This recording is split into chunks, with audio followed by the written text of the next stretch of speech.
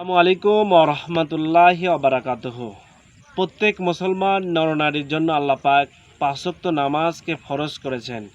এই পাঁচ ওয়াক্ত নামাজ যে নিয়মিত আদায় করবে আল্লাহ পাক 5টি পুরস্কার দেবেন। আর যে পাঁচ ওয়াক্ত নামাজ নিয়মিত পড়ে না তাকে 5টা সাজা হিসাবে দেবেন। 5টা পুরস্কারের কথা আগে বলি, তারপর সাজায় যাব, শাস্তি হিসাবে কি দেবেন। যে নিয়মিত পাঁচ ওয়াক্ত নামাজ আদায় করবেন তাকে 1 নম্বর পুরস্কার হিসাবে তাকে দুনিয়াতে খাদ্যখানায় অভাব দেবে না। 2য় নাম্বার, ইন্তেকালের পরে তার কবরে আযাব হবে না। 3য় নাম্বার, ইয়াউমাল কিয়ামতের দিনে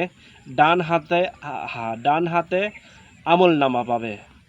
4 নাম্বার, ফুলসিরাত সবার পার হতে হবে। ওই সময় পাঁচ ওয়াক্ত নামাজি ব্যক্তিকে আল্লাহ পাক বিদ্যুৎ গতিতে ফুলসিরাত পার করবেন। 5 নাম্বার পুরস্কার, সর্বশেষে বিনা হিসাবে তাকে জান্নাতে ঢোকাবেন, বেহেশতে দিবেন।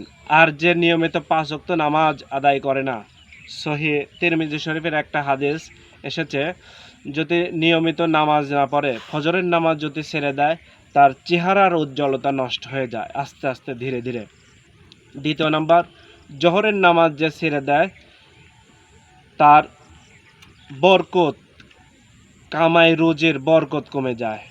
আসরের নামাজ যে ছেড়ে দেয় তার শক্তি কমে যায়। মাগরিবের নামাজ যে কমে যায়, মাগরিবের নামাজ যে ছেড়ে দেয় তার সন্তানাদি উপকারে আসে না। ইশারের নামাজ যে ছেড়ে দেয় তার ঘুমের নিদ্রার পরিতৃপ্তভাবে ঘুম হয় না।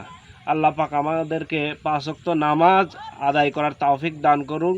আর যারা নামাজ পড়েন না, আল্লাহ পাক তাদেরকে হেদায়েত দান করুন। সবাই ভালো থাকবেন, সুস্থ থাকবেন। আসসালামু আলাইকুম ওয়া রাহমাতুল্লাহ।